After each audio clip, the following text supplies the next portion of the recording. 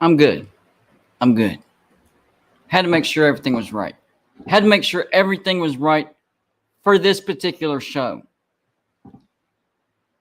Said something a while back about Neil Brown. I finally jumped off the bandwagon at halftime of the Texas game. I was done. 28-7. We're not coming back from that. We look like crap. Off the bandwagon, I jumped. Never to jump back on. So I talked to a lot of my sources. I'm like, guys, this looks bad. This looks really bad. Are we sure that Neil Brown's job is safe? Yeah, we're sure. We're sure. We got a win over Baylor. That was a good win. Not going to lie. Then we look bad against Texas Tech. I mean, our offense, which has been holding up the team, started to slip. We played tough against TCU, but still not good enough.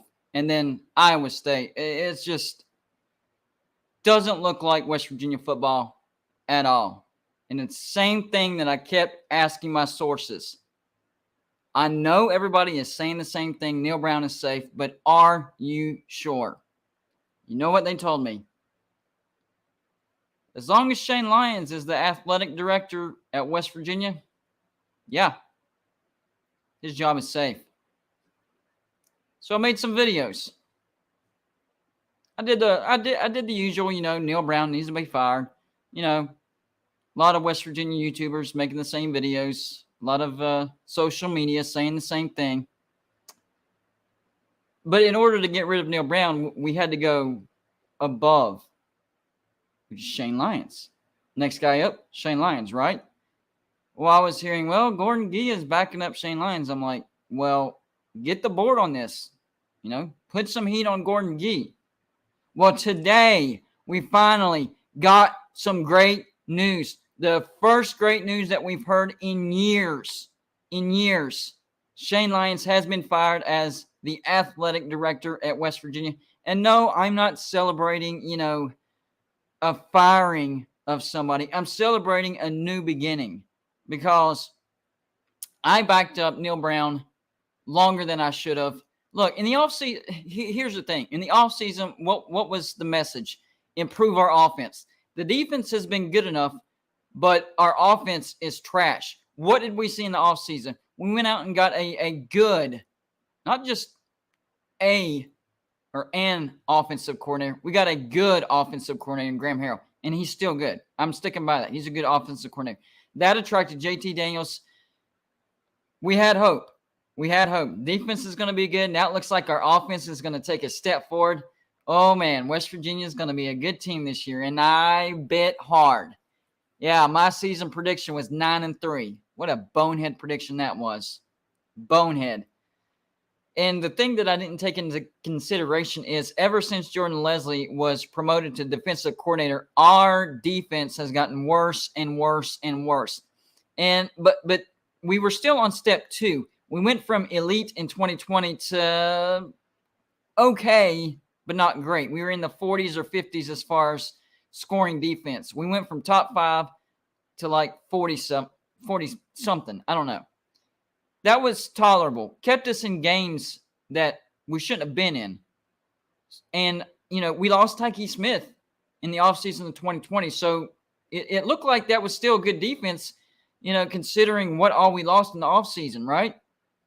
And then we lost some more in this offseason. And we have taken a massive step backwards on defense. We're in like the 110s, 120s. Like, there's only a few teams that have a worse defense than West Virginia this year. So Jordan Leslie is a big problem. But it's the decision maker, the person that put him in charge, the person that keeps him in charge, the person that keeps overriding Graham Harrell on some of these stupid play calls on offense. 4th and a couple of inches in the backyard freaking brawl, and we don't go for it when we could have iced the game.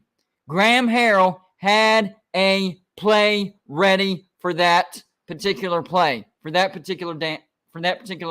Graham Harrell was ready. He had a play in mind. Neil Brown wanted to play analytics again, and he overrode the play call of Graham Harrell, said, no, we're going to punt the ball because I like the analytics. And West Virginia has never been the same for this year, for this particular year. Now, I'm not saying we would have had a great season and that changed everything, but that started the snowball. That started the snowball that we're seeing. Great win over Oklahoma. No doubt about it. If y'all stop by for the live show, y'all know that meant a lot. My mindset before this game, listen, when you start getting used to losing, your mind goes to a place that you're not used to it being.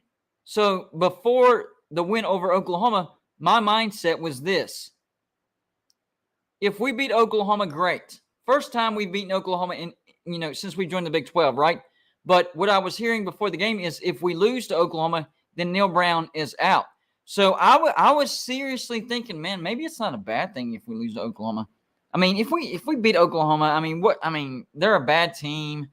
We barely stay bowl eligible. We still stink, and we're stuck with Neil Brown. So what does that win really mean? Then I live streamed the game, and West Virginia won.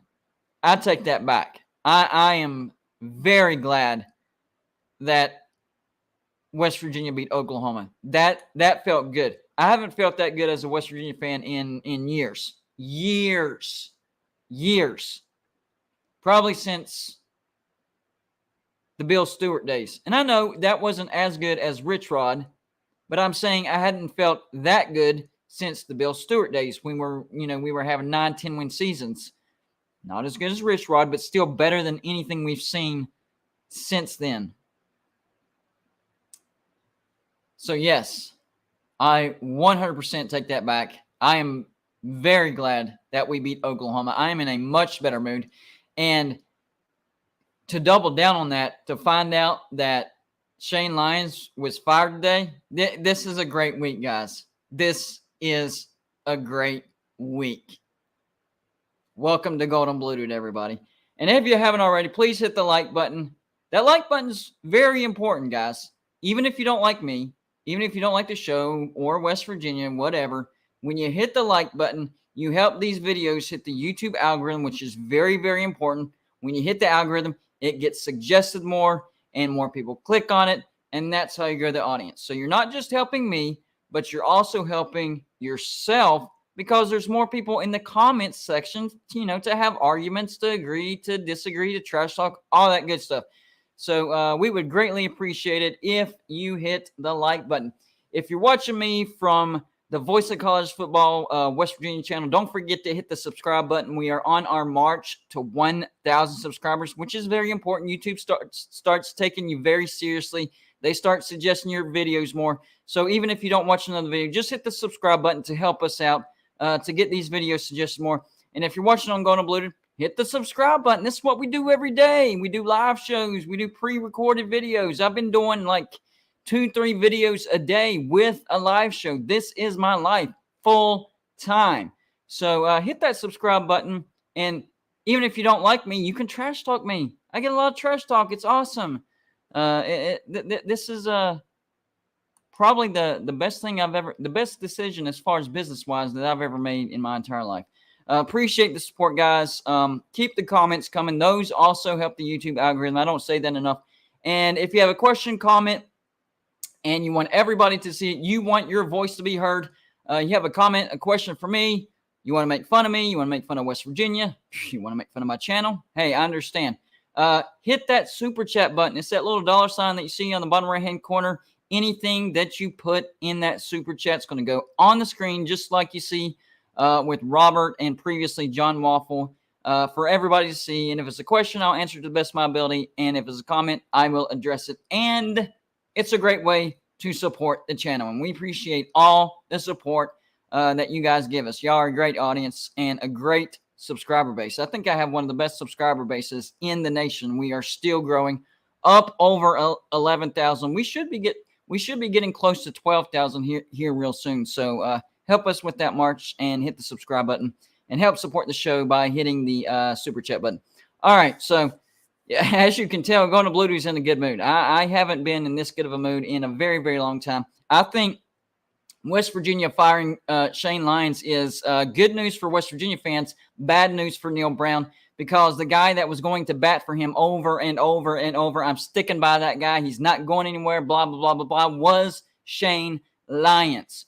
Now, this is just my opinion. All right, this is my opinion. I don't have any way to confirm this or anything like that, but just going by logic and trying to put pieces of the puzzle together. This is my opinion. I think that right now, Neal Brown possibly could be on a game-by-game decision as far as if he will get another shot at this next year. I think if he wants any chance whatsoever of remaining the head coach at West Virginia for 2023, he has to win out. West Virginia has to get to a bowl. And even if he does that, it's not guaranteed. If Neal Brown loses one more game in the regular season, it's done. And I'm not saying he's going to get fired after the loss. They're going to wait till the season is over with and the buyout drops down to $13.5 million. And it's still negotiable after that, okay? So remember that. Number one, it's still negotiable. Number two, you don't pay it in a lump sum. It'll be kind of like a year-to-year thing. I don't know if they'll decide, $4 million in 3 years or $3 million in 4 years. I don't know, the numbers behind that, but it'll be negotiated and it'll be a payment type of thing. And on top of that, if Neal Brown goes to another school and gets a job there, then the school will pay that buyout. So whatever they pay him gets taken out of the buyout that we owe Neal Brown. And I do expect Neal Brown, if and when he's fired from West Virginia, he probably will be able to get another job as a head coach at a Group of 5 team. And I wish him nothing but the best. I don't wish any ill will on him. I just think he wasn't a good fit for West Virginia. I for whatever reason, he's a nice enough guy. He's a good recruiter, to be honest with you. If there was some way to keep him on as like a, recruiting coordinator, something like that, if he'd be willing to take that role, I would be more than happy to keep him as a recruiter because he's one heck of a recruiter. But head coach, not so much. And here's what it boils down to. I don't know why, but Neal Brown waits until it is painfully obvious. He waits till it is doom and gloom to actually make a decision. He can't make a decision when it needs to be made. He waits far too long to make a decision. It took him 3 years of a miserable offense to actually go out and get a competent offensive coordinator. 3 friggin' years, okay? 3 years. That's a long time to have a bad offense. Oh, I guess we can't fix it. I guess we got to go get an offensive coordinator finally. You think?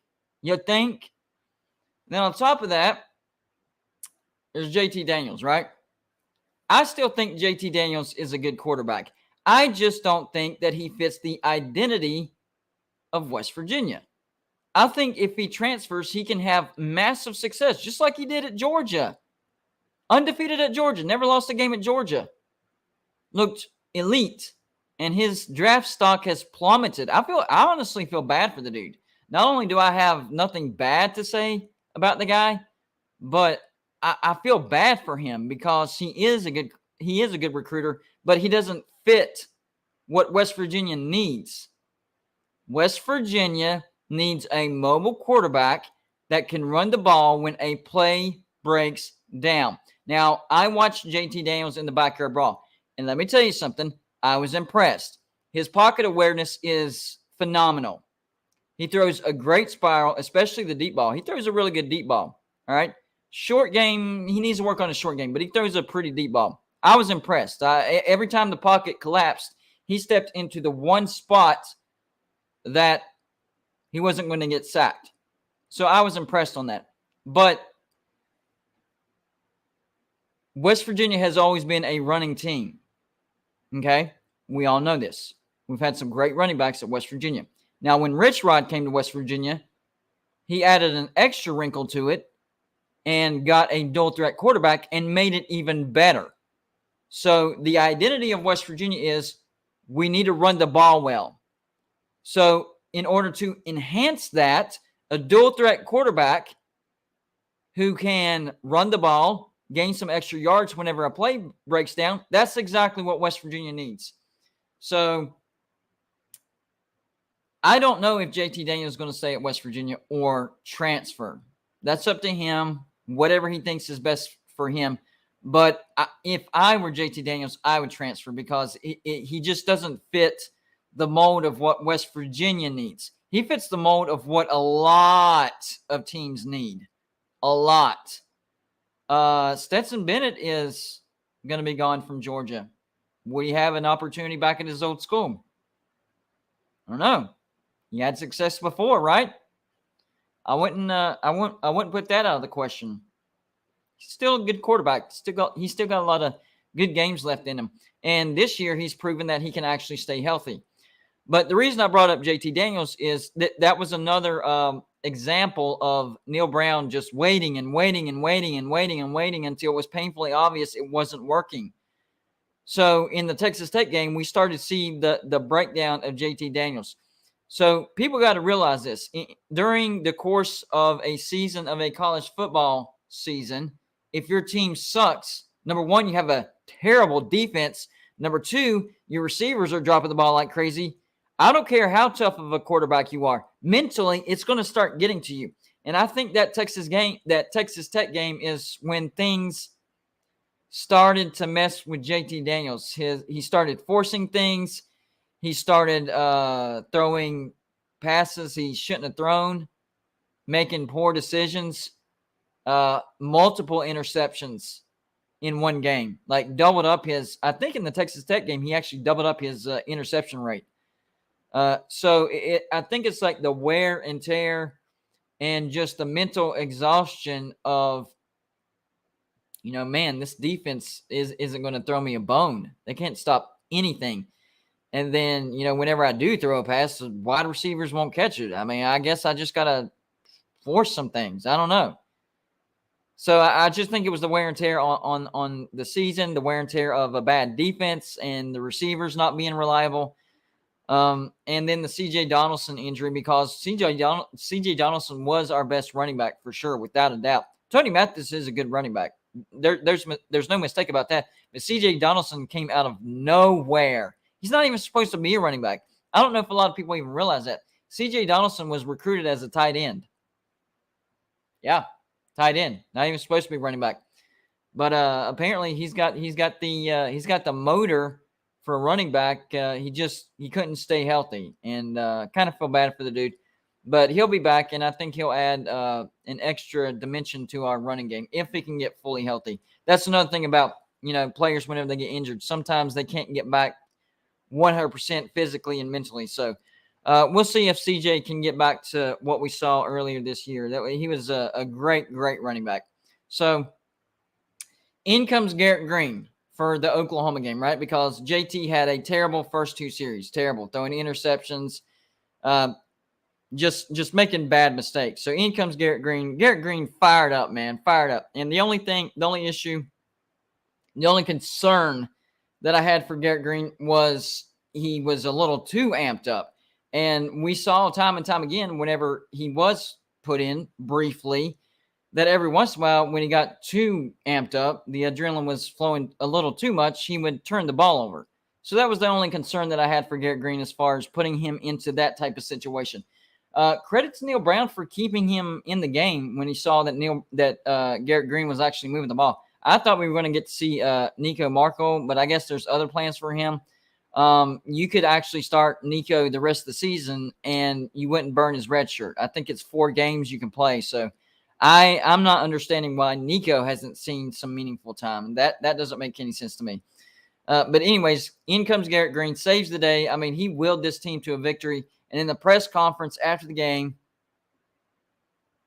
Neil Brown briefly mentions Garrett Green. That did not sit well with me. So basically what he said was, JT made a couple of bad throws. We got crossed over a couple times, and the defense, just was all over JT. So we needed to bring in Garrett Green to, throw the defense off a little bit and make them have to worry about an extra runner. He gave a little bit of credit to Garrett Green. If I were the coach, if I were Neil Brown, I'd be like, man, this guy came in and fought for this team, and he saved our butts. That's what I would have said. As a coach, you try to praise a player without, criticizing the player that they took over for too much. Okay? So he could have said something like, Garrett Green came in there, a lot of energy, gave our offense the energy they needed to win this game. We haven't beaten Oklahoma since joining the Big 12. This is a big win for us. This is a big win for Garrett Green. And, he just came in there and got the job done. You just barely mentioned Garrett Green. I mean, Garrett Green was the reason why we won this football game. Why would you not praise him more? Why do you not like Garrett Green, Neil Brown? That's the question that I want to ask Neil Brown. Why do you not like Garrett Green? Because the way he's played Garrett Green before the Oklahoma game is almost a way to ruin a quarterback. I don't know if a lot of people kind of realize this, but when you play a quarterback very sparingly and you basically only use them in the Wildcat, they're getting their hopes up, and then they're taken back out, and they don't see the field again. And the next game, let's give them a series. Gets their hopes up, takes them back out, never to see the field again. Honestly, it's better to not even send them out there than to send them out there for a couple of snaps and then bring them back and not let them see the field. Like, you want to hurt a person's morale, that's the way to do it. And then on top of that, Garrett Green comes in, saves the day, and he just, Garrett Green came in there, and he just gives us an extra dimension on the running game, and that's what we needed. So he made some good decisions, but he also made some mistakes. Dude, what is your problem? What is your problem with Garrett Green? JC Dean says, who recruited Green? There you go. It was Dana Holgorsen.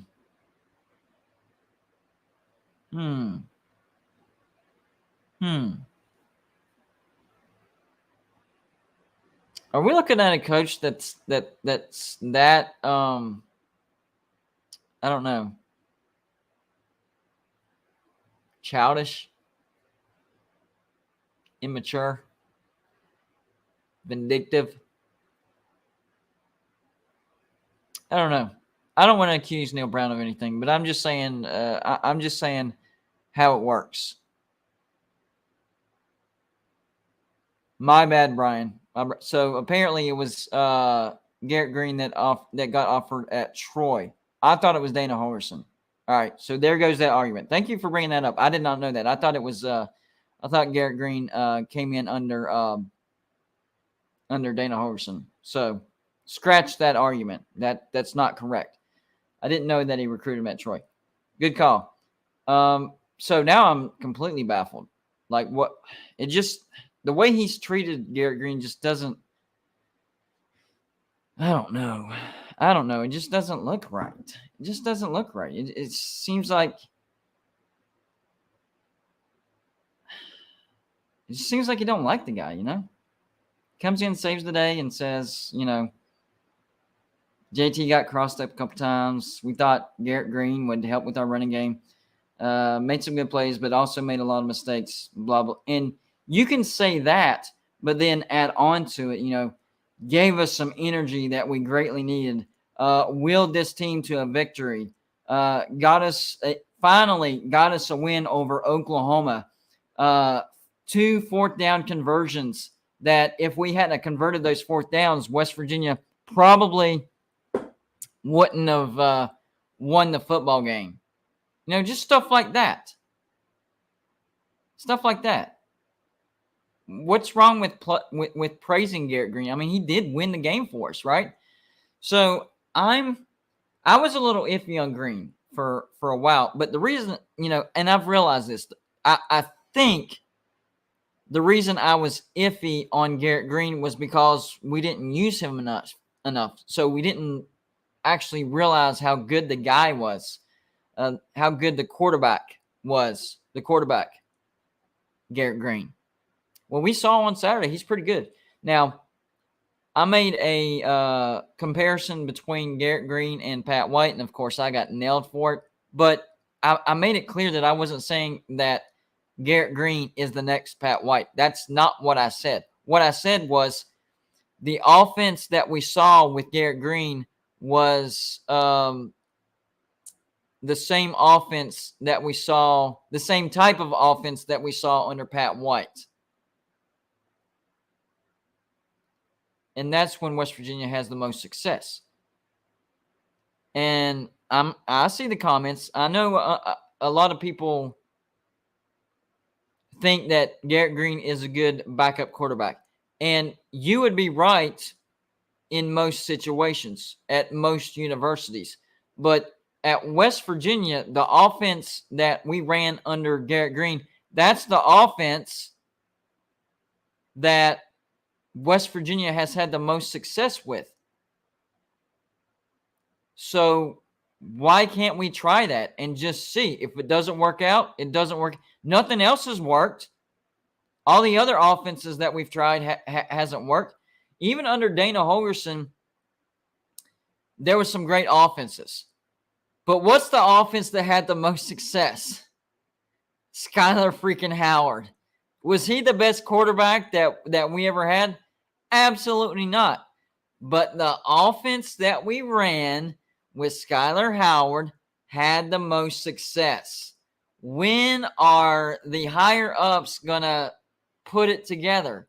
Let's see. The most success we've ever had. Well, that was a Rich Rod era when we read the spread, run first, steal pass, dual threat quarterback, right?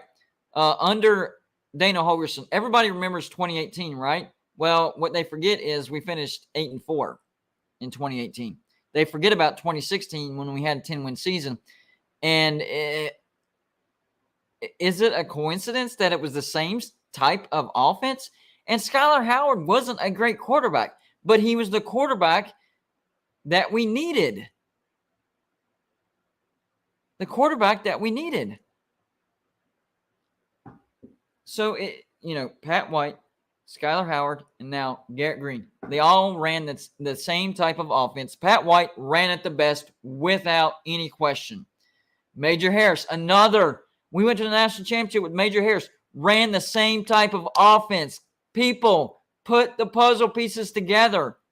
West Virginia has the most success with that type of offense. I don't know why. I really don't. Maybe it's the way we recruit. Maybe West Virginia has to recruit a certain style, and that's the offense that fits the style that we recruit. I don't know. All I'm giving you is a history lesson right now. And shout out to the person that mentioned Major Harris. I completely forgot about that. He started the trend. Back in 1988, West Virginia actually went to a national championship with that type of offense. Fast forward to the early 2000s. 2007, we were one game away from getting to the national championship. What kind of offense were we running? The year before, one loss, beat Georgia in the Sugar Bowl. What kind of offense were we using? The 1 year that Dana Holgorsen had a 10-win regular season. I know he had a 10-win season in his first year, the last year of the Big East that West Virginia was in, and we beat Clemson in the Orange Bowl. But the best regular season that we had under Dana Holgorsen was Skylar Howard. Not a great quarterback, but he was a mobile quarterback, tough quarterback, 10-win season. And Garrett Green had a ton of success. Is he the best quarterback in the room? No, he's not. That's not what I'm saying. Not at all. That's why I'm addressing the comments of Garrett Green's a good backup quarterback. I agree. But he fits the offense that West Virginia needs to run. West Virginia needs to get back to the spread, run first, pass it when you need to. Quarterback can make a play with his legs whenever a play breaks down. Type of offense. That's what we need. And I'm sticking to it because it's been proven time and time again. Time and time again. So Shayne Lyons is fired today. I think Neil Brown's on a short lease. Bad news coming out of Morgan. So we had good news and then we have bad news. The good news was Shayne Lyons was fired. The bad news is Mumu Benwenhad has entered the transfer portal. I was high on the guy. I think he's going to be a good cornerback no matter where he goes. He just wasn't getting a lot of playing time, and whenever a player that's getting some playing time but not enough enters the transfer portal, it's not out of coincidence. He's finding out that he will be used somewhere else. Maybe it's a lower level. I don't know. Maybe it is Group 5. I don't know. Same reason why Nick Troy Fortune, our starting cornerback from last year, transferred to UTSA. He knew that he was going to get more playing time. So the reason Mumu has entered the transfer portal is he knows he's going to get more playing time somewhere. I don't know where that somewhere is, but he knows he will get more playing time. And I agree with him. I think he's a great cornerback. He doesn't have good speed off the blocks, but he has amazing makeup speed. And that makes him especially dangerous because whenever somebody doesn't have good speed off the blocks, but they have great makeup speed, that can fool the quarterback into thinking that it's safe to throw to his wide receiver because he has him beat off the line. Next thing you know, Mumu has made up the speed and boom, interception. Yeah, that's the dangerous kind of speed. In fact, I might prefer makeup speed over off the block speed because you can fool the quarterback into thinking, that hey, your wide receiver has me beat. Oh, wait a minute, I have good makeup speed, interception. This is a significant loss for West Virginia.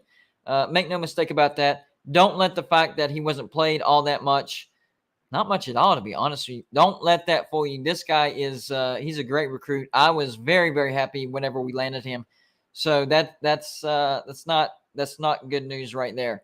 So my concern is the number one, the process of getting a new athletic director. And I'm hearing a lot of rumors that West Virginia already knows who they're going to get. But what type of coach does that person want in? How fast are we going to get him in?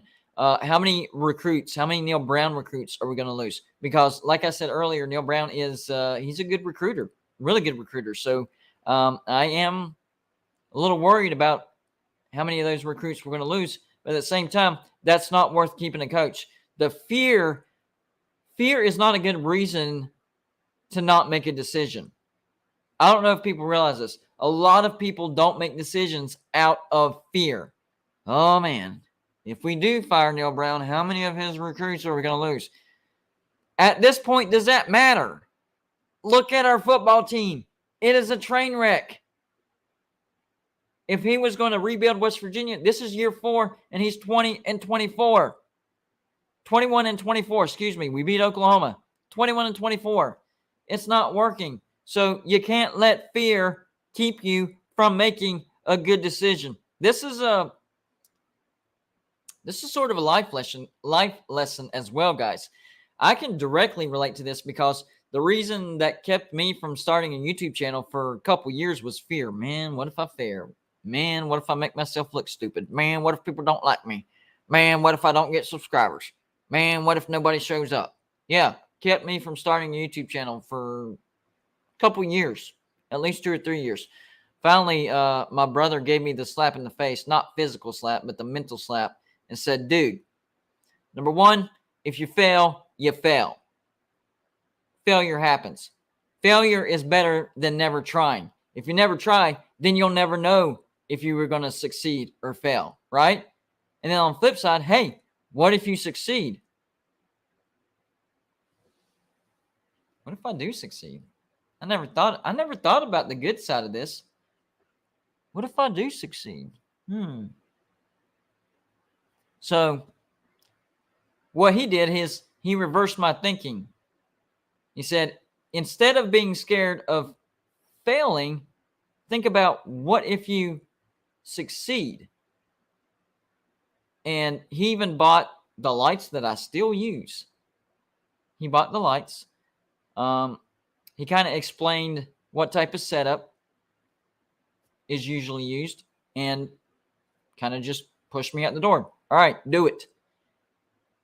And I was like, well, what if the first show is terrible? He's like, it probably will be terrible. And it was terrible. Go back and watch my first video. It is horrible. It doesn't even seem like the same person. But that's how you get better. You make mistakes, you learn from your mistakes, and you move on from your mistakes, and you get better. And you try not to repeat your mistakes. That's the main thing. Try not to repeat your mistakes. That's a big problem. So that's the situation that West Virginia's in right now. Oh, man, what if we lose recruits? Well, if we lose them, we lose them. It's better than having a coach that can't get it done, and we're stuck at trying to get to a bowl at the end of the year. Yes, we got to a bowl last year. We were 4-6 last year, just like we are this year. Now, we weren't 3-6. We didn't need to win 3 in a row, but we were 4-6, and we needed to win 2 in a row to get to a bowl.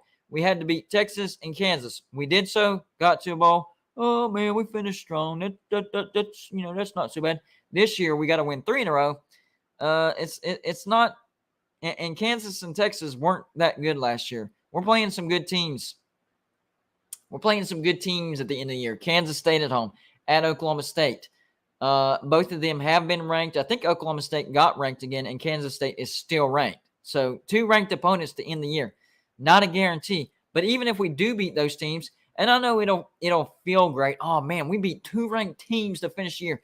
Don't forget about the rest of the year. Don't forget about how we started. Don't forget about the huge slump in the middle of the season. Don't forget. Finishing strong tends to make people forget about the bad times. Oh, man, we beat 3 good teams in a row to get to a bowl. Well, not 3 good teams, but we ended the streak against Oklahoma. Finally, that's worth something, right? And then we beat 2 ranked teams. Maybe we should give him another No. Don't forget about how bad we looked against Texas Tech. Don't forget about how bad we looked against Texas. Don't forget how bad we looked against freaking Iowa State. Don't forget about the horrible call in the backyard brawl that made us lose to our most hated rival. That is an unforgivable loss. That is unforgivable way to lose. Horrible way to lose. Analytics. Not going for it. Not realizing how important that game was. Neil Brown did not realize how important that game was and how important it was to go for it on 4th and a couple of inches. We were averaging 6 to 7 yards a carry for rushing. Pitt could not tackle our running backs. They couldn't. And we come down to like 4th and like 4 or 5 inches.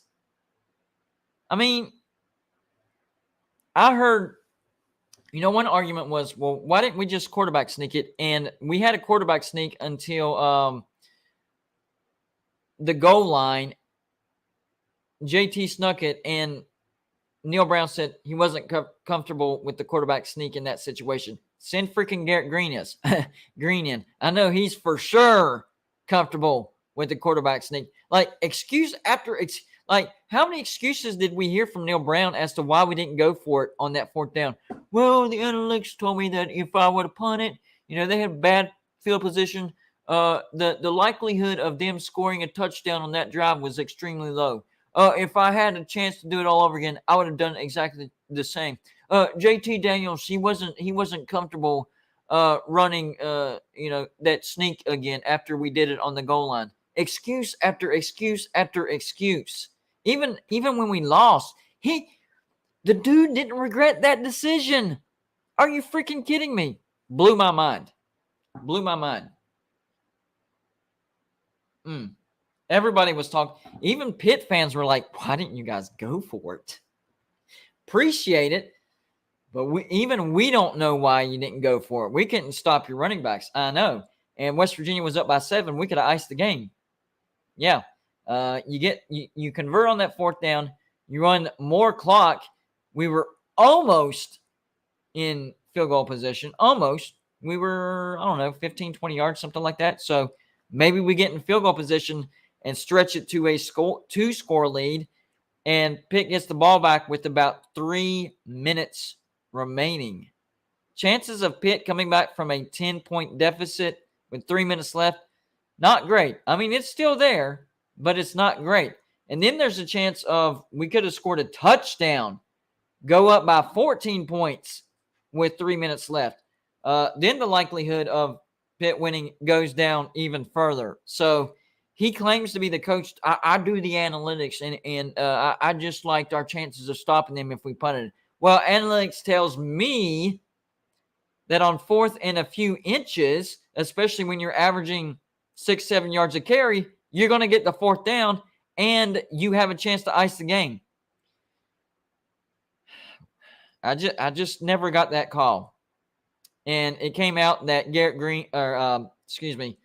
Harrell had a play ready for that 4th and inches, and Neil Brown said, no, we're going to punt it.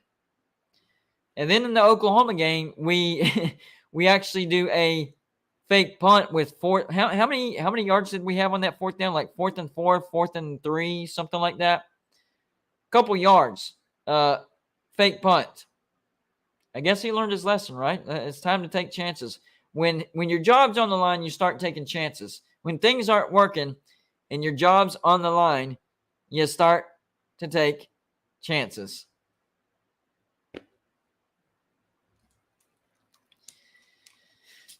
Oh, boy.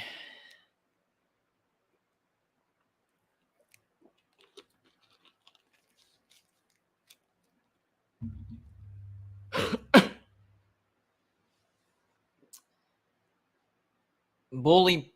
I'm going to put that on the screen. Your opinion, I'm guessing, is only yours, but you seem to know how to use the bully pulpit. That's a first.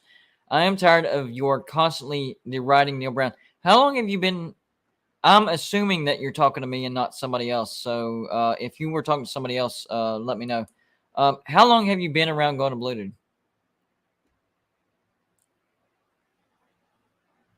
Because I've actually stood behind Neil Brown for 3 years and 4.5 games. Even after we lost to Pitt, I still stood behind him at the time. Even after we lost to Kansas, still stood behind him. But 28-7 at halftime, that's when I jumped off. So if you've been here at Golden Blue Dude for longer than this year, then you actually know that I haven't been like deriding him or talking down on him. I've actually had his back, but he's not a good coach. And that's how long have you been watching this live show, Robert? Because at the beginning of the live show, I said, I wish nothing but the best for him. I do think that he'll go on and have success at the group of 5 level and live a comfortable life. I am not talking down upon him as a human being. I'm saying he doesn't fit as the head coach at West Virginia. I don't wish any ill will on anybody. I'm not calling him names. I'm not trash talking him. I'm simply stating facts. We should have went for it on 4th and inches. And now, since his job's on the line, he's actually taking chances. And 4th and inches was actually not taking a chance. I mean, it was. I call it 4th and guaranteed. I think West Virginia would have got it. Just stick Garrett Green up under center, put 2 running backs behind, and if we can't get a few inches with that push, then we had no business being on the field. So no, I don't think anything bad about him as a human being. I actually think he's a decent human being. He's not a good fit at West Virginia, and his decision making is not good at all. Not good. And where you came off by saying bully pulpit, that makes no sense. How have I been bullying him? That makes absolutely no sense. Saying that 21 and 24 isn't working, that's bullying. Saying that we should have went for it on 4th and inches, that's bullying. Saying that he stood behind his bad call even though we lost, that's bullying. Standing behind him until the Texas game, which was an utter fiasco. That's bullying. And I'm not trying to bully you either. I'm trying to figure out why you think that. See what I'm saying? That's your opinion. I respect it. I'm trying to figure out why you think that. Wes Riggs, thank you for the donation, says, who think will be the new AD? That's a good question. I'm hearing the AD at Virginia Tech might be what's his name? Whit Babcock. I don't like that at all. I think he was responsible for the Justin Fuente fiasco. So no thanks. No thanks on that. But there are other names that I saw out there that I kind of forgot. But I'll relook at the list that somebody sent me. Me, I haven't done enough research to make an educated guess. I have to go back and look at who's attainable, who would fit, and who wouldn't cost us too much money. Because you got to realize some athletic directors out there would be great for West Virginia, but there's no way that they would come to West Virginia. So you kind of got to figure out the middle road. Like, we want a great athletic director, but at the same time, we want one that's attainable. So I'll look into that and try to figure that out. Maybe the thing that I really like to talk about, and I made a couple of videos on this, was the new head coach, if and when Neil Brown does get fired.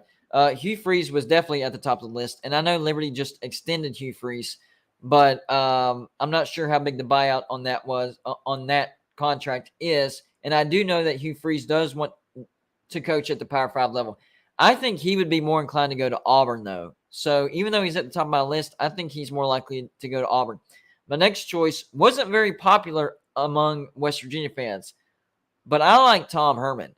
Tom Herman was fired at Texas not because of lack of success or didn't get along with the players. It was didn't get along with the boosters. West Virginia doesn't have the boosters that Texas has. Texas has boosters that controls the football program. They say who gets hired, who gets fired, and they tell the coaches that get hired what to do. That's not the case at West Virginia. So I don't think that we would have a problem with Tom Herman. I would like Tom Herman. Tom Herman has experience in the Big 12. Tom Herman would give West Virginia a great opportunity to establish an awesome pipeline in the state of Texas when it comes to recruiting. You talk about a massive uptick in the state of Texas for recruiting. My gosh, yes, Tom Herman would do the trick. I don't understand. Sam, I see your comment. I don't understand why you're saying it's a downgrade. That one never made sense to me. I don't understand why people are down on Tom Herman, to be honest with you. Why are you down? I understand that you're down on him, but why are you down on him?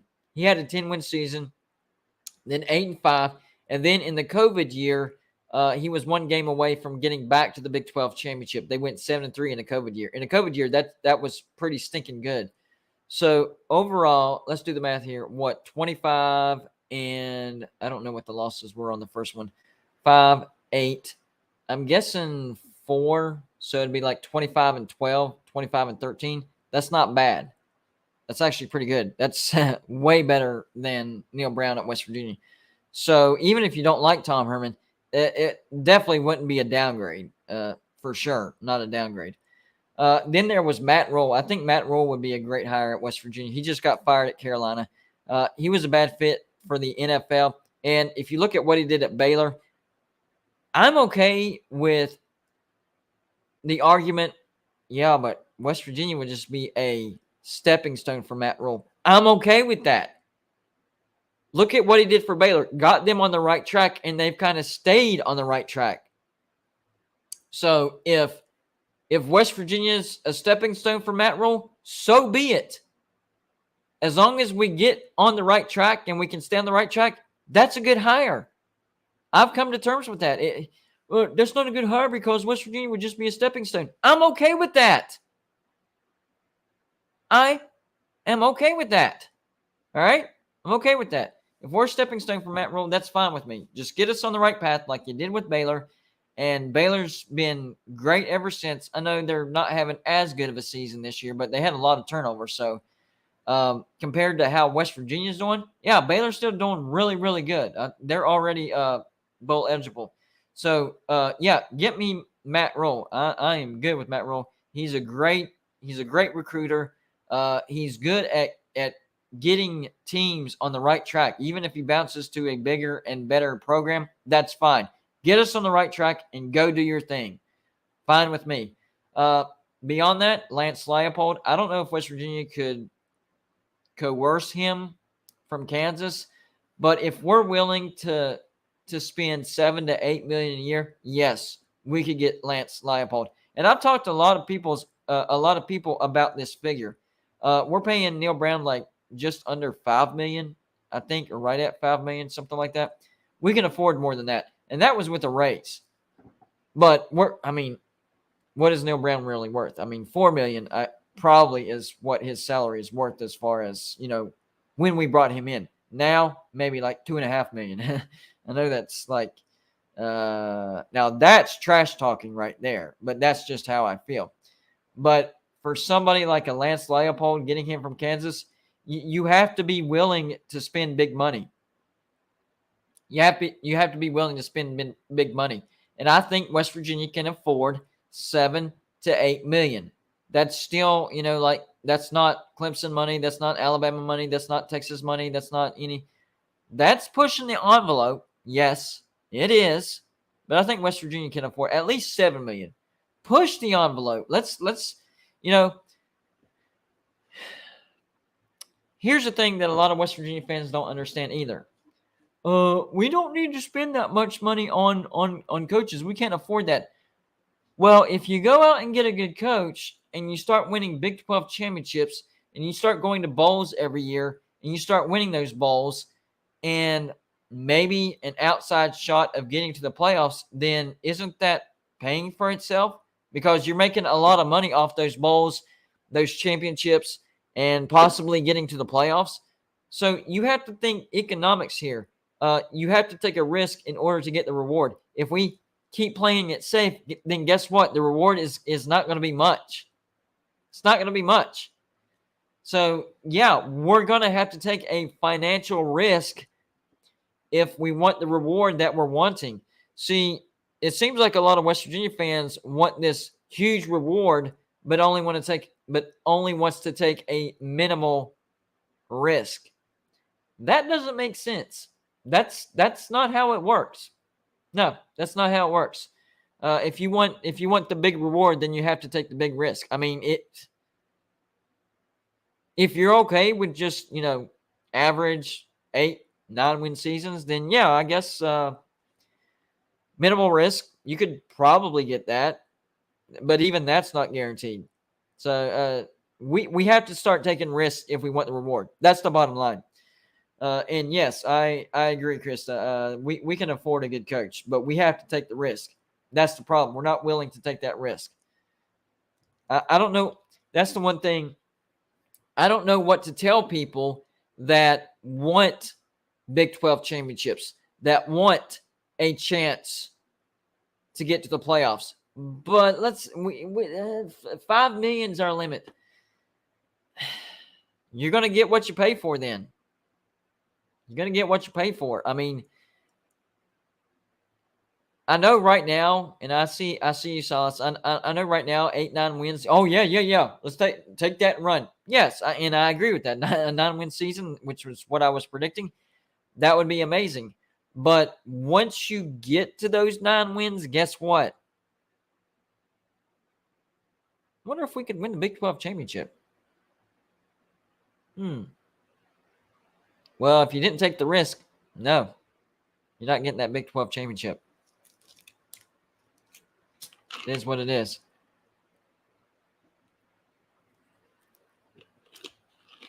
Robert, that's exactly what I said earlier, Robert. I said if there's a way, and if Neil Brown would accept the position, I would actually keep Neil Brown as recruiting coordinator. I actually did say that earlier because he does recruit at a high level. It hasn't translated to the field. He's actually recruited for West Virginia. He's recruited at a really good level, but he just doesn't coach them up. So we have to stop being cheap. We need to be willing to take a risk. Otherwise, we're going to be stuck in the land of mediocrity for the foreseeable future. I mean, I'm sorry. That's life. You want the massive reward, you got to take the massive risk. And yes, there is a risk there. So risk means there's a chance you will fail. But guess what? We didn't really take a risk with Neil Brown. I mean, it was a minimal, maybe a minimal risk with minimal money involved. I mean, even with the raise, it's not that much.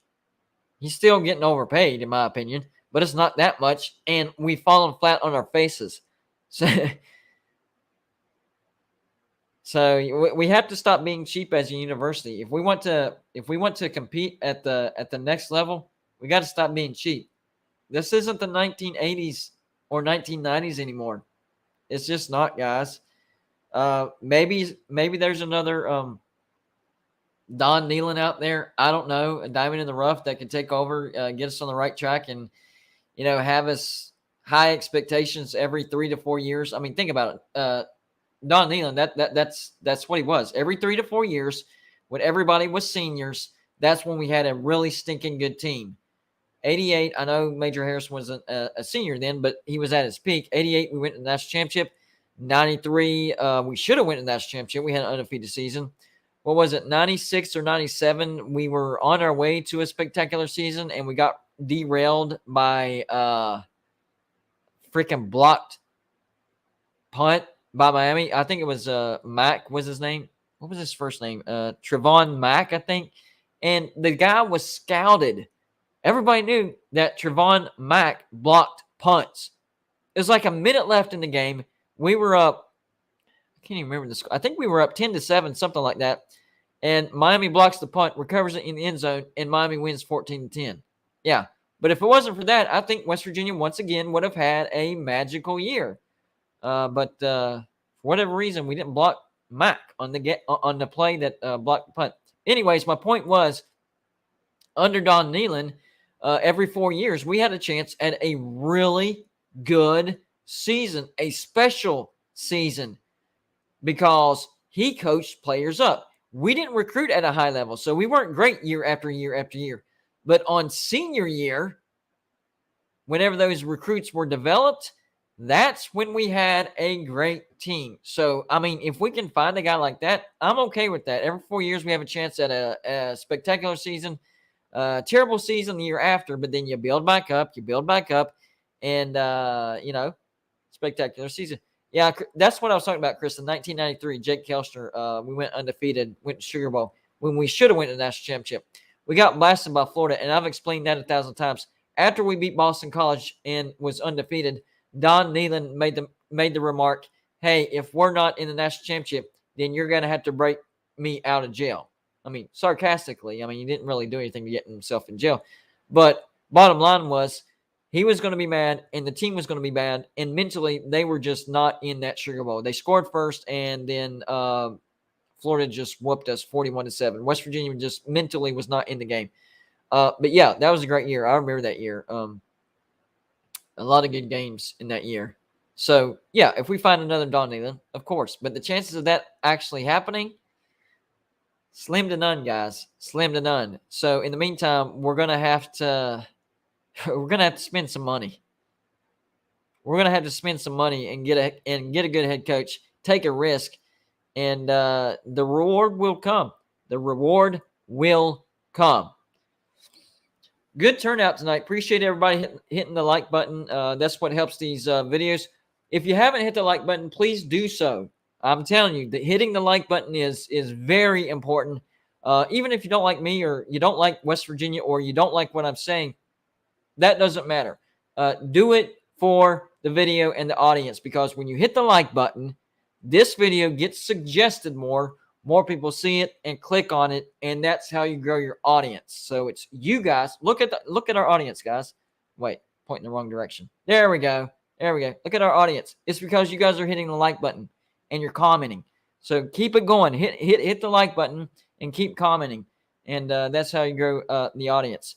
And on top of that, if you'd like to support the channel and you want your comment to be seen and noticed by Golden Bluted, hit the super chat button, just like Wes Riggs did right there. It is the little dollar sign that you see on the bottom right-hand corner. Anything in the super chat will go on the screen, and it's a great way to support the channel. Don't forget, this is my full-time job, so donations are a big part of this, and we greatly appreciate it. Even if you're trying to trash talk me, we appreciate you supporting the channel so much that, yeah, we will put it on the screen. But good news, bad news today. The good news, Shayne Lyons is gone. The bad news, Moo hit the transfer portal, so that sucks. I thought he was going to be I thought he was going to be a good cornerback at West Virginia. I really did. I liked the scouting report. I liked that he could disguise what he was trying to do, and he could fool the quarterback into throwing a bad pass. I thought he was going to have a lot of interceptions at West Virginia. Wherever he goes, he's going to have a lot of success. That comment by Paduke, I've actually seen that a lot. I know it's not, for real, but I've seen a lot of comments where, well, you should, Golden Bluted for athletic director at West Virginia, or whenever they fire Neil Brown, Golden Bluted for head coach at West Virginia. I love it. That is, I know we're not serious about that, but it's still pretty awesome, because that tells me that that I'm a true West Virginia fan. Comments like that just tells me that I'm a true West Virginia fan. And if the crazy thing did happen, I would have the best interest of West Virginia. And I'm not a total idiot. Kenny, thank you for joining Patreon. I appreciate that. I'll put out the score prediction game out this week. Patreon, guys, don't forget to join Patreon. We have 2 more regular season games, the championship week, the bowl games, the playoffs, and the national championship. So there's still plenty of games to win $20 every single week. I pick out one game. The Patreon member that's closest to the score prediction, picking the correct winner, wins $20 every single week. What week is this? This will be week 12. So that means I've shelled out, man, my math is terrible, $120? Is that right? Or $132? Something. I've shelled out $120 or $140, something like that. Worth of, I would say cash money, but I send it through PayPal and Cash App and all that stuff. But a lot of money has been won. So go over there to Patreon, check it out. And if you're confident in your score prediction, there's a place to go. And it starts as low as $2 a month. You only get 2 guesses a week, but it's only $2 a month. $2 Patreons get 2 guesses per month. $5 Patreons get 5 guesses per month, and so on and so forth. So go check that out. And in the off season, we're going to do more videos for the Patreons because it's kind of the downtime. So that's more of a chance for a smaller audience, more one-on-one time with Golden Bluted. So go check out Patreon. Anyways, you know what? I'm seeing the comments, and I think that I want to do a video. And Silas, I see that. It kind of made me think of this idea. I think I want to do a video on what exact staff I would hire. If I was athletic director at West Virginia, what staff would I hire? I'm talking about every position. Offense, head coach, offensive coordinator, defensive coordinator, wide receivers coach, running backs coach, offensive line coach, tight ends coach, DBs coach, quarterbacks coach, defensive line coach, every single position on the coaching staff. So I will definitely think about that and see what I can come up with. And I have this other idea. I'll talk to Joey about this. What I want to do. Here's what I want to do, guys. All right. And this is going to take some work. This isn't going to be like the usual videos that I pump out. I mean, it's going to take a while to develop, put it out, and then go on to the next. What I want to do is I think I can do it in 3 months. So every 3 months, let's just say it's 3 months, all right? Every 3 months, I want to pick a team just out of the blue. All right, let's just say for the heck of it, Florida. All right, this month I picked Florida. Not really, but let's just say Florida. So what I want to do for 3 months is look into the history of Florida, their peaks, their valleys, everything in between, national championships, bowls, all that stuff, coaches, ins and outs. What I want to do is from the year 2000 up until the date of the video, I want to give a comprehensive history of that particular team. So that's going to take a few months to develop. Now, whenever we start this project, I'm actually going to open up the field. And, if you're a diehard fan of the team that I picked, then feel free to email me. If I missed something, hey, don't forget about this game. Or, hey, check out this guy. He knows some stuff about my team, whatever. So we want to get it right, because what that's going to do is that's going to create a video that doesn't die. In other words, it will be relevant for years and years to come. And that's how you build a video. And it's kind of planning for the future of the channel. So that's what I'm going to do, kind of give like a history of a certain team from the 2000s. We want to stay relevant. If this takes off, then we'll go back even further. But we'll start from the year 2000 all the way up until now and give a history. So, for example, West Virginia would be, it started off with Don Nehlen. He retired. In comes Rich Rodriguez, brings us up to heights that we've never seen before. He exits West Virginia in controversial fashion. West Virginia falls one game short of the national championship. We bring in Bill Stewart because he won one freaking game in the Fiesta Bowl, and he benefited from the recruits of Rich Rodriguez. But as far as winning percentage, he has the highest winning percentage of any coach at West Virginia. Problem is, he only coached for West Virginia for a few years. So then West Virginia is invited to the Big 12, and we decide to go hire Dana Holgorsen because he has experience in the Big 12. And that's when, the air raid was born at West Virginia, and then talk about the air raid era, and then how Neil Brown wanted money that he didn't deserve. West Virginia said no. He went to Houston. That's how he ended up at Houston.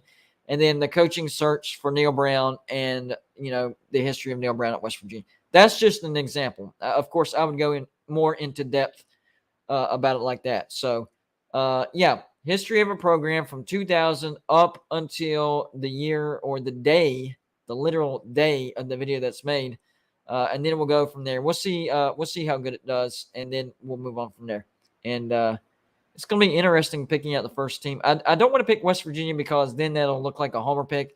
So I'll keep my my eyes and ears out for that. We might do a vote for that, actually. It's not a bad idea. We might do a vote. Anyways, guys, got to head out of here. Y'all did awesome tonight. I appreciate it, guys. We had a great audience. So that tells me that everybody was hitting the like button. Everybody was commenting like crazy. Appreciate the people that hit the super chat. So awesome show, guys. Whenever I say an awesome show, it's always because of you guys, not because of me. Not because of me. I'm just a voice in the face. You guys make the show. All right, guys. So give yourselves a round of applause. If you haven't hit the like button on the way out, please do so. Even though we won't be live anymore, it still helps the video get views. So make sure on the way out to hit the like button. We greatly appreciate it. Hopefully you enjoyed this live show tonight. What do you think, guys? Did you enjoy it? We good? Did it meet expectations? Did it let you down severely? Was this a flop of a show for you? Hey, I can take it. I got thick skin, remember? Thick skin, check. If it was a bad show, let me know. All right, guys? Y'all have a good rest of your night. Good rest of your night. I keep, what is today? Monday.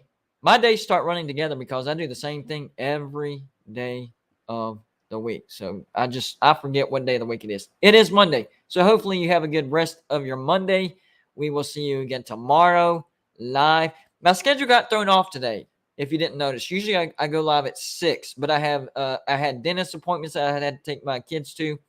One of my daughters had a stand-in, a job stand-in for a veterinarian assistant. So I had to drop her off and pick her up. So it kind of messed that up a little bit. But tomorrow we will try to go live at 7:00 p.m. New playoff rankings. Listen, there's going to be a lot of people going live for that. Please remember Golden Blue Dude, all right? Please come to Golden Blue Dude. We will go live about 15 minutes before the playoffs, maybe 30 minutes. I don't know. Playoff rankings. Stick around. We'll talk about it and see how it goes. Anyways, thank you for stopping by. Hopefully you have a good rest of your Monday. I know Mondays are kind of tough for, the 9 to 5 or so. Enjoy the rest of your night. Take it easy, guys. Relax. Enjoy life. enjoy life. All right, guys? And we will see you tomorrow. We'll say 6:30. I'm going to go ahead and say 6:30. We'll see you tomorrow at 6:30. New playoff rankings coming out, guys.